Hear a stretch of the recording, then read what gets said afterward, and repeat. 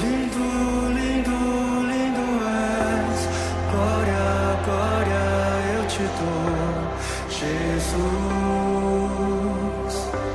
Jesus. Lindo, lindo, lindo és, glória, glória eu te dou, Jesus, Jesus. O Senhor esteja convosco. Proclamação do Evangelho de Jesus Cristo segundo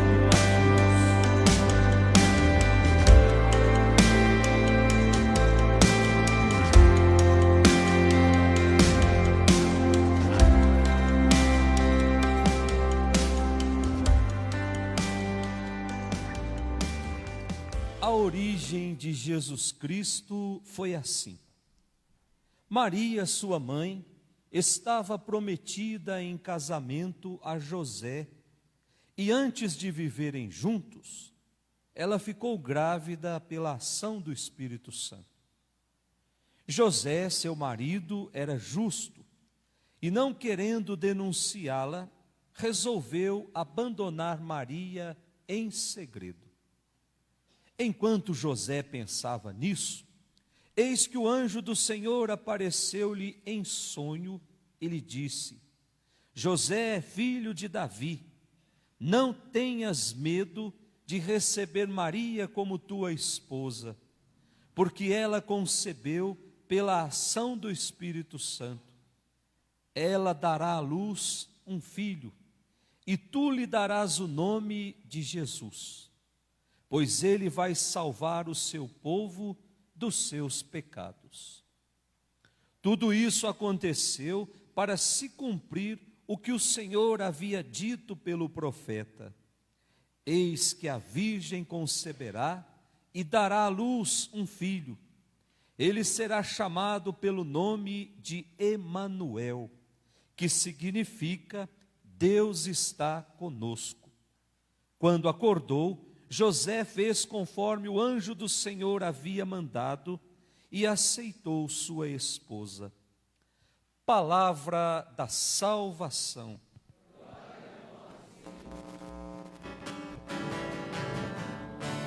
O Rei da Glória é o Senhor onipotente. Abre as portas para que ele possa entrar. O Rei da Glória é o Senhor onipotente. Abre as portas para que ele possa entrar. Podemos sentar. Caríssimos irmãos que nos acompanham pelas redes sociais, nós chegamos no domingo de número 4, o quarto domingo do nosso tempo de advento.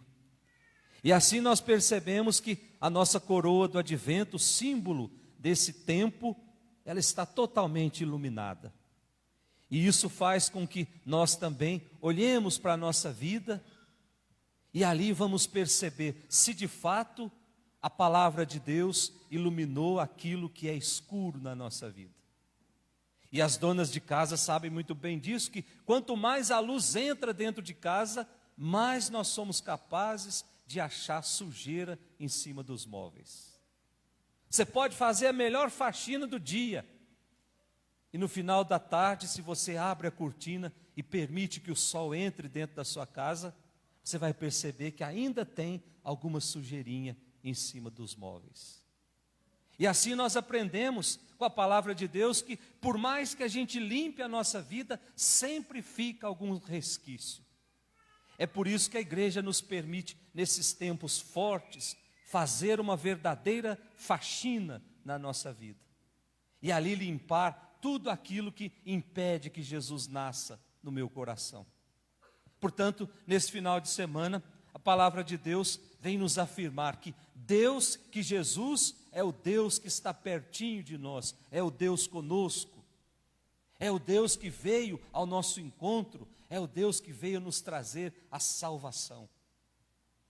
E essa salvação só atinge e só me alcança na medida em que eu me deixo salvar pela palavra. Na medida em que eu me deixo salvar por Jesus. Jesus não força ninguém a nada. Por isso, essa salvação, ela precisa acontecer na minha vida. Para que isso aconteça, eu preciso criar bolsas, eu preciso criar intimidade com Deus na minha vida. E essa intimidade eu consigo a partir da palavra. Meditar a palavra me torna íntimo de Deus. Meditar a palavra me torna próximo de Deus. Mas eu também alcanço essa salvação participando dos sacramentos. Sacramentos são os sinais que Deus deixou para nós, para que nós nos aproximemos dele.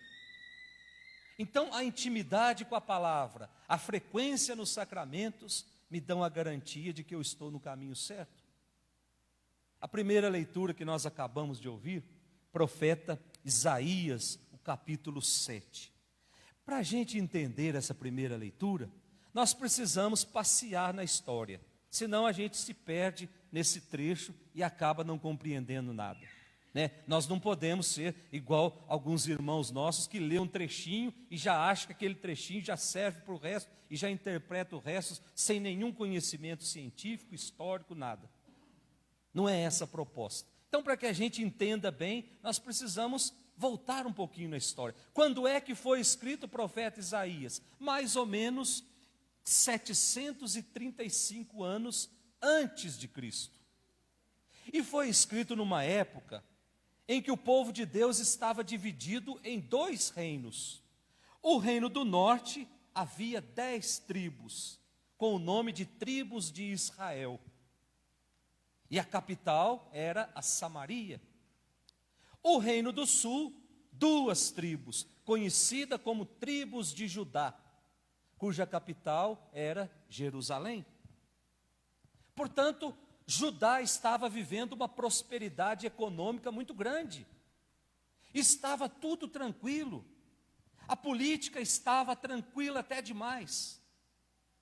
E aí, os assírios, que eram um povo inimigo do povo de Deus, percebem essa tranquilidade e começam a organizar expedições militares para invadir Judá.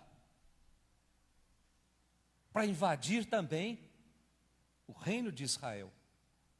E de repente, o rei de Israel, o reino do norte, cuja capital era Samaria, tenta fazer uma coligação para ficar mais forte e assim enfrentar os assírios. E aí ele vai lá e convida o rei lá do sul, cuja capital era Jerusalém. Esse rei se chamava Acás. E convida Acás para fazer parte dessa coligação, para ficarem fortes e enfrentarem os inimigos que estavam vindo para tomar as suas terras. Só que Acás, misteriosamente, ele recusa essa união. E aí o rei da Síria começa a guerrear contra Acás, que era o rei de Judá. E aí Acás começa a ficar muito preocupado, começa a ficar assustado com essa situação. E ao invés dele ficar quieto, o que é que ele faz? Ele vai na calada da noite até os assírios e tenta fazer uma negociação com os assírios para ficar forte e sair guerreando contra o outro reino. É nesse contexto histórico que aparece o profeta Isaías. E o profeta Isaías vem dizer: nós não temos que fazer aliança com ninguém. A nossa aliança precisa ser com Deus. Nós vamos nos fortalecer quando nós colocarmos as nossas forças em Deus. E com Deus nós podemos tudo. Deus sim vai nos fortalecer, diz o profeta Isaías, que vai dizer isso para o rei. Só que o rei não dá ouvidos ao profeta. Então o profeta fica insistindo com o rei e pede para o rei: então faz o seguinte, se você não confia em mim, peça para Deus um sinal. E aí o rei Acás também não quer um sinal de Deus. O que é que ele diz lá no versículo 12 da nossa primeira leitura? nós podemos olhar lá juntos. Mas Acaz respondeu: não pedirei, nem tentarei o Senhor. Aí o profeta fica nervoso. O profeta fica furioso com Acaz e anuncia que Deus mesmo irá dar um sinal. O próprio Deus dará um sinal. E que sinal será esse? Aí o versículo 14. Pois bem, o próprio Senhor vos dará um sinal. Eis que uma virgem conceberá e dará à luz um filho, e lhe porá o nome de Emanuel. Olha que interessante, gente. A palavra Emanuel é uma palavra hebraica. Na verdade, é uma junção de duas palavras. Emano, que quer dizer conosco, e El, que quer dizer Deus. Aliás, no hebraico, tudo que termina em El se atribui a Deus. Então, o profeta está dizendo que Emanuel é o próprio Deus que estaria no meio do povo. Esse seria o sinal, que Deus caminha com o seu povo. E olha que essa primeira leitura foi escrita quase 800 anos antes de Cristo. E aí nós podemos nos perguntar, a partir dessa leitura, quais são os sinais que Deus deixa na minha vida e eu interpreto como sendo de Deus? Será que nós ainda estamos atentos aos sinais de Deus nesse mundo? Quando nós estamos dirigindo numa estrada de alta velocidade, nós ficamos muito mais atentos aos sinais, às placas de trânsito, porque se fizermos uma coisa errada, nós vamos criar uma tragédia ali. Mas e os sinais de Deus? Será que os sinais de Deus são de menos importância? Como é que nós estamos interpretando os sinais de Deus nas estradas da nossa vida? Como é que nós estamos interpretando os sinais de Deus dentro da nossa casa, na nossa família, no nosso trabalho? São com esses sinais que Deus vai indicando o caminho. Portanto, o advento é também o tempo de olhar com carinho para os sinais de Deus. Deus, quando passa, Ele deixa sinais. E quando nós interpretamos esses sinais de Deus, a nossa vida se torna uma vida feliz. Os problemas sempre existirão, mas quando nós interpretamos esses sinais, absorvemos esses sinais na nossa vida, parece que a vida ela corre tranquila. A segunda leitura que nós ouvimos, a carta de São Paulo aos Romanos, o capítulo 1.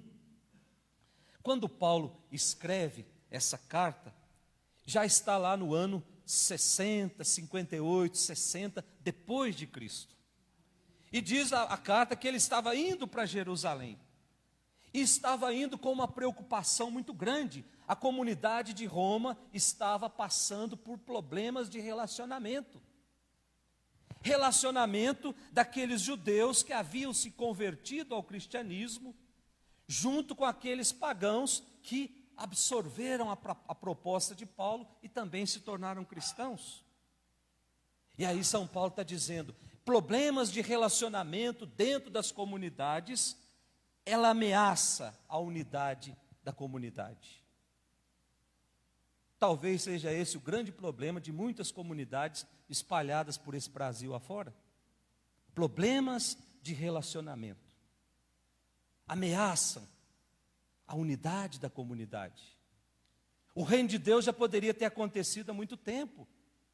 Mas existe alguns encardidos na nossa comunidade que barram, que não conseguem deixar o reino avançar, porque quer satisfazer as suas necessidades, as suas vaidades.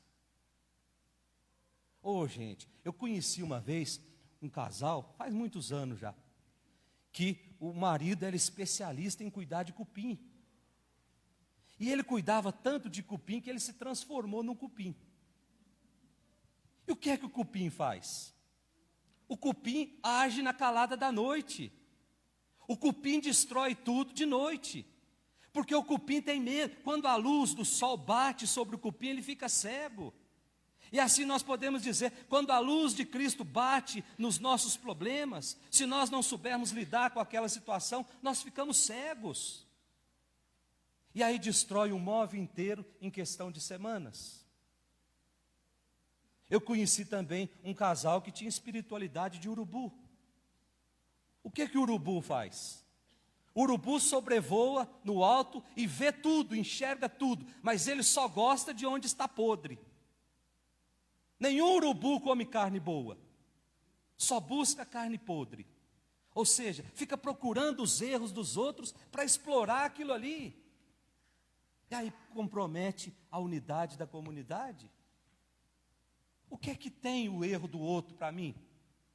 Não vai me fazer nada, deixa eles resolver com Deus. Eu preciso cuidar da minha alma, eu preciso cuidar da minha vida, senão o outro chega no céu primeiro do que eu, com os pecados que eu aponto que ele tem. Não se assustem, gente, se lá na fila do céu tiver pessoas que vocês nunca encontraram dentro da igreja. Talvez foram mais santas do que nós que estamos aqui todo domingo, mas não somos capazes de fazer uma verdadeira limpeza no nosso coração. E aí a gente vai permitindo que as coisas do mundo entrem. Aí nós vamos transformar o nosso Natal no Natal do consumismo, no Natal dos doces, no Natal de comer até passar mal. Deus não permita que nós transformemos o Natal nesse consumismo desenfreado que está se transformando. E aí São Paulo continua dizendo que nós precisamos de Cristo na nossa vida. Nós precisamos ser homens e mulheres de Cristo. Precisamos viver o amor, precisamos viver a fraternidade. E quando nós vivemos o amor e a fraternidade, aí sim nós reconhecemos que nós não somos melhores do que ninguém. Eu digo isso, mas eu digo isso para nós padres também. Entre nós há uma ciumeira dos infernos, eu escutei esses dias um padre pregando. A gente tem ciúme do outro, mas o outro pode ser que faça coisas que eu não sei fazer. E isso faz com que a unidade da igreja, é por isso que o Espírito Santo sopra onde Ele quer. O outro não precisa ser igual a mim, ele tem as qualidades dele, eu tenho as minhas, e é isso que vai fazer com que essa roda chamada Reino de Deus vá se movimentando. Por isso nós não temos necessidade de ficar tendo ciúme um do outro. Isso é coisa lá do outro lado, é coisa do encardido que está querendo entrar dentro da igreja, porque nós estamos trazendo as estruturas do mundo para dentro da igreja. O que acontece de ruim no mundo, nós achamos que é normal acontecer dentro da igreja. Não é normal. Aqui nós temos algo em comum, nós almejamos o céu. E para o céu nós precisamos caminhar juntos. Caso contrário, compromete toda a estrutura. E aí o céu, ele retarda na nossa vida.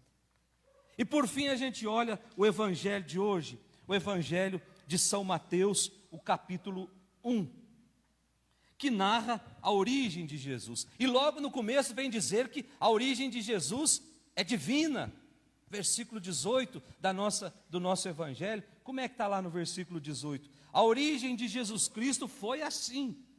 Maria, sua mãe, estava prometida em casamento, e antes de viverem juntos, ela ficou grávida pela ação do Espírito Santo. Portanto, Jesus veio do céu, é o descendente de Davi, tanto anunciado pelos profetas. Aí nós podemos nos perguntar, será que é esse mesmo Jesus que nós estamos esperando? O descendente de Davi? Aquele Jesus anunciado pelos profetas, esse Deus que vem ao encontro dos homens, esse Deus que se aventura em descer do céu, esse Deus que vai procurar uma menina de 17 anos e pede para essa menina permissão para começar uma grande história de amor conosco. Será que é esse Deus que nós estamos esperando? Por isso nós precisamos fazer com que o Natal seja de fato a festa do encontro. É Deus que vem ao nosso encontro. Olhemos para o exemplo de Maria, aquela que sempre está disponível aos apelos de Deus, aquela que responde sim, aquela que torna possível o nosso encontro com Jesus. Nós só conhecemos Jesus porque Maria disse sim, lá no passado. Se Maria tivesse dito não, certamente a história de amor de Deus para conosco ainda não tinha começado. É graças ao sim daquela menina que hoje nós podemos encontrar com Jesus. É graças à vida de renúncia daquela menina que hoje nós podemos dizer: Deus está conosco. Jesus é o Deus conosco, é o Emanuel. Que o Espírito Santo, essa luz que vem do alto, nos explique todas essas palavras. Em nome do Pai, do Filho e do Espírito Santo.